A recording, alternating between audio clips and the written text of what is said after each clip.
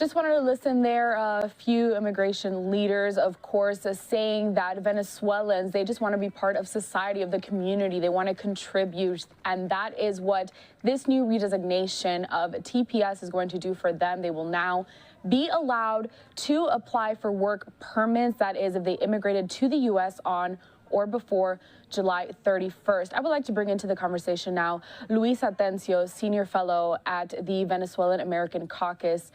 Luis, thank you for being with us today. You know, it's a very divisive topic. Of course, people are standing really polarized on the sides of these issues. And I think one of the biggest things that we need to start off with is the situation happening right now in Venezuela that allowed for these immigrants to even have this redesignation. Can you go ahead and just tell us a little bit about the situation happening in that country? Sure thing, Carel.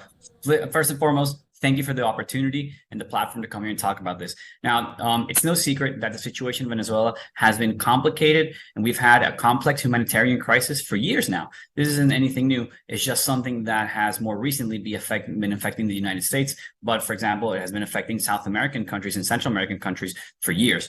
Now, we see how this has turned over into a TPS redesignation and renewal or an extension for Venezuelans for 18 months. This means that all Venezuelans who were here on or before July 31st, 2023 will be eligible for this. As you mentioned before, that's around 472,000 people who just came here to have a better life and follow the American dream.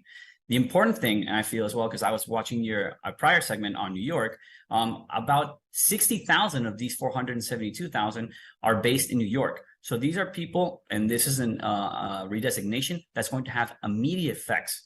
On top of that, the Department of Homeland Security is going to be sending around 50 agents to New York City to be educating people on how to apply for this, because just being eligible doesn't mean that these people are going to apply immediately, or they even know how or have the means to. So the important thing is, and the truth is that we see an administration that's committed to helping immigrants out, not only Venezuelans, but the immigrant community as a whole. I like that you mentioned that there's going to be people sent up to New York City or different parts of the country here to help people apply for this designation, because of course you apply, that does not mean that you're accepted.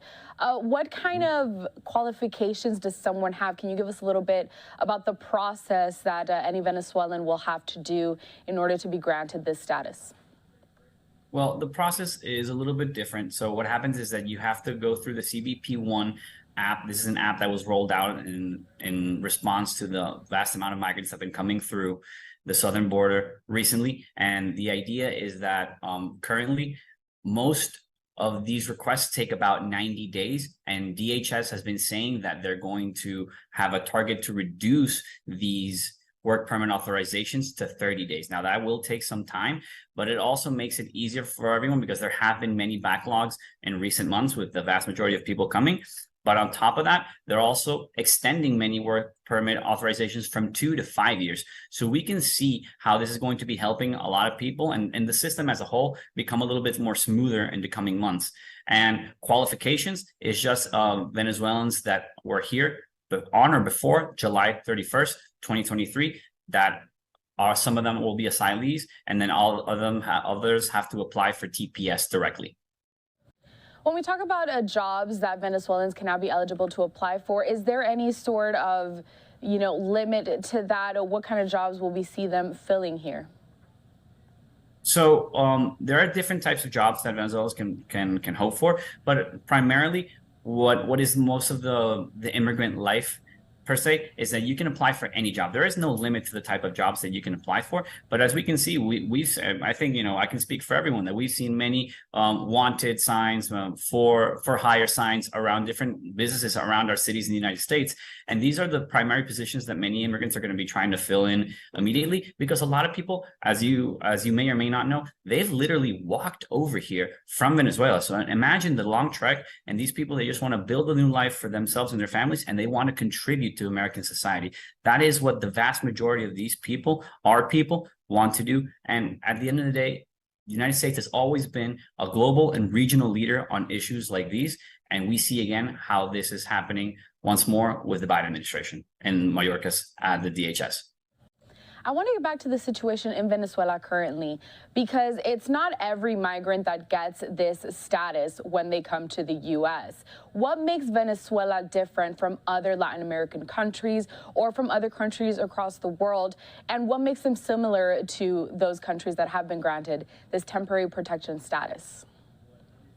Yes, well, as you mentioned, it's not something that happens. The TPS status doesn't happen with all countries, but it happens with countries that are in complex political, social, economic crises at the moment. So, for example, in Venezuela, as I mentioned before, we've been in a complex humanitarian crisis for years now, and it's something that hasn't differed. And you can see the same in Cuba, Nicaragua, and Haiti, which are also part of other programs such as the humanitarian parole program.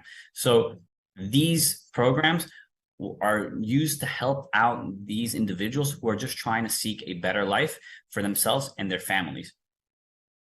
As someone that works closely with immigrants trying to resettle here in the U.S., what are some of the biggest concerns that you hear from these migrants, some of the most difficult aspects of being an asylum seeker?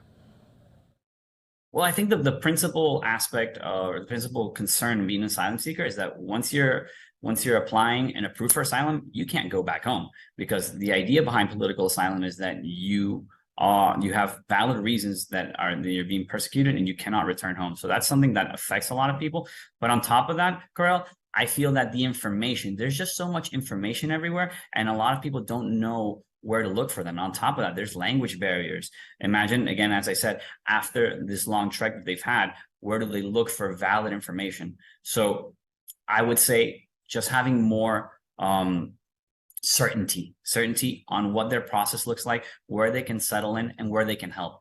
So that's where this TPS was able to be approved because of work over 100 organizations over a year and a half. Organizations such as Forward, American Business Immigration Coalition, ABIC, the Venezuelan American Caucus, which I'm a part of, and many others have been working tirelessly to make sure that legislation like this goes into effect as soon as possible. So not only Venezuelans, but also immigrants in general have this relief and can become a functioning part of American society.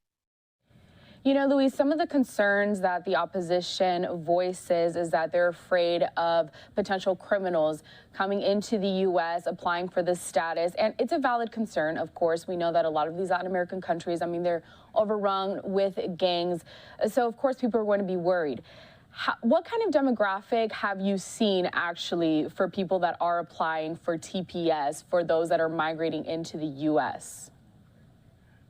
So the demographic that we're seeing for TPS applicants has been varied, but as I was saying before, a lot of these people, if they've crossed the border, they're walking in, the means that they have aren't so expanded. Therefore, these are people who are going to be, as we mentioned before, filling in different work positions, but more blue collar working positions. So I understand how there can be fears that you can have different types of people coming into the United States. Nevertheless, as a Venezuelan representative and a representative of the immigrant community at large, I'm here to tell everyone who's listening that the vast majority of people coming in are here to help. They just want to work and make this country a better place and make it a more diverse place. And that's something positive. Now, on the criminal side, there are background checks. So this is something that is happening currently. And on top of that, these criminals or anybody who does any wrongdoing should be brought to justice by police and other entities. Luis, I think it's good for people to know just a little more about the fact that there are background checks, just to perhaps ease some of this fear, some of this concern, so we can move forward and be proactive with this issue here. A great conversation, but I want to end it with one more thing. What can the normal U.S. citizen here do to help migrants? What can they do in order to contribute positively to this crisis? Well, I think that's a fabulous question. I feel that especially towards the community that has fear and doesn't have much of an idea of what's going on, try to find the different stories through organizations that I mentioned, like Forward, ABIC, Venezuelan American Caucus, and more, so you can see the stories behind these people. I feel that when people understand and hear more of the stories of why these people are coming and what they're trying to do here, they will understand more and they'll empathize more with them. And then after that, the natural process on how to help will be volunteering, helping out these people. And again, also just providing links to great information and the correct information so these people can just have an expedite path into just being a better part and a permanent part of U.S. society. Thank you so much for having me on. Luis Atencio, of course, Senior Fellow at the Venezuelan American Caucus. It was a pleasure to have this conversation with you, something that is very recent in the news also for many Venezuelans. We hope to welcome you back anytime here at LiveNOW from Fox as we continue to cover this ongoing migrant crisis. Thank you, Carel. You have a great day. All right. Happy Sunday to everyone.